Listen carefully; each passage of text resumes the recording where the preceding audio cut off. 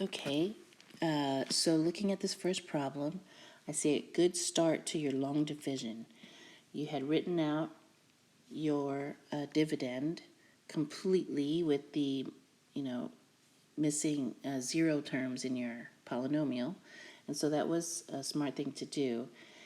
And you got it going by looking at the leading term of your dividend and saying, okay, what can I multiply by the leading term of the divisor to get this leading term in your dividend? And the answer is 2x, so there you go.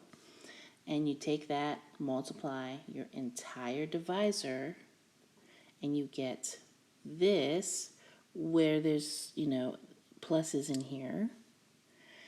And then you subtract, and that would turn those pluses into minuses, which I see that's kind of what's going on there.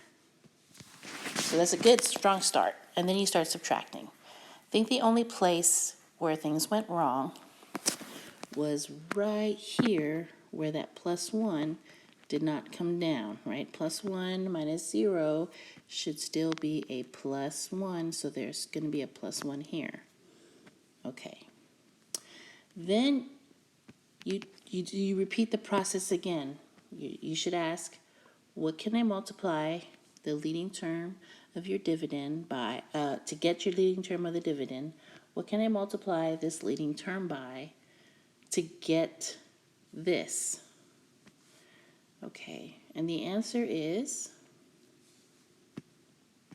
-2, right? So you continue in your quotient, you continue that polynomial, and you take -2, which is here, multiply it by the entire divisor, like you did earlier, and what do you get? You'll get -2x squared minus 2x minus 2. Then you would subtract all of this. Oh, by the way, I love all the parentheses.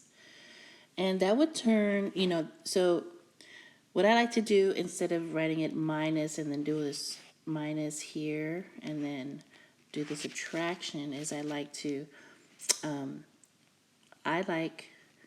distribute that negative sign inside and add it. Adding's easier than subtracting, right? So that's what I'm going to do there, and it's going to change all these negative signs into plus, and then add it. And so that's how, if I add these, they cancel to 0. I'm adding here -3x plus 2x, and I'll get -x.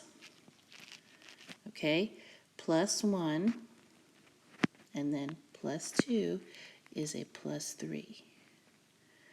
And then you're now in this you're in this like third level. You had this first level here, second level, now you're in this third level here, and you ask yourself the same question. Look at the leading term. What can I multiply the leading term of your divisor by to get this leading term? The answer is nothing. There's no polynomial that you can multiply.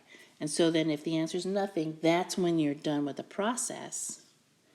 And then you can actually write out, okay, the answer is, for this division, 2x minus 2 plus remainder, which is, this is your remainder down here, okay, which is negative, let me write that here, negative x plus 3 over, okay, the divisor, which is here, right? X squared plus x plus 1.